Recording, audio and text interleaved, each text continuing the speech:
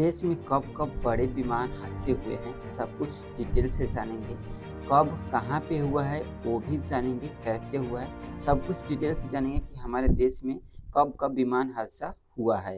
Air India plane हादसा 1978। ये हादसा 1 जनवरी 1978 को मुंबई के पास हुआ था। विमान अरब सागर में गिर गया था। इस हादसे में सभी लोग 213 लोग मारे गए थे। इसमें 190 यात्री थे और 23 क्रू मेंबर थे। और ये प्लेन हादसा भारत में पहला बार हुआ था 1978 में। अहमदाबाद विमान हादसा 1988। 19 अक्टूबर 1988 को अहमदाबाद इंडियन एयरलाइंस की फ्लाइट IC 113 हादसे का शिकार हो गई थी। इसमें 130 लोगों की जान चली गई थी। विमान एयरपोर्ट से करीब 2 किलोमीटर पहले ही एक पेड़ और बिजली के खंभे से टकरा गया था। इसके बाद एक खेत में दुर्घटनाग्रस्त होने से उसमें आग लग गई और फ्लाइट जल चुकी और 113 लोगों का जान जा चुका। चरखी दादरी प्लेन हादसा 1996। 12 नवंबर 1996 को हरियाणा के चरखी दादरी के पास बड़ा विमान हादसा हुआ था। यह देश के इतिहास का सबसे भयावह विमान हादसा था।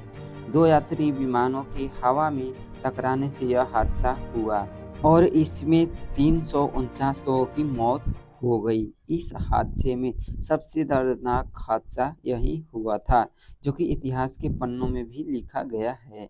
एलायंस एयर फ्लाइट हादसा 2000 ईस्वी में 17 जुलाई 2000 को एलायंस एयर की फ्लाइट 7442 पटना एयरपोर्ट पे लैंडिंग के दौरान दुर्घटनाग्रस्त हो गई थी।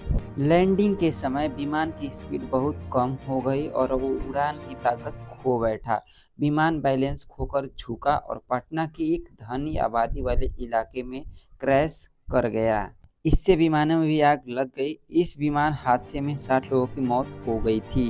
एयर इंडिया एक्सप्रेस हादसा 2010। 22 मई 2010 को एयर इंडिया एक्सप्रेस का विमान IX 812 हादसे का शिकार हो गया था।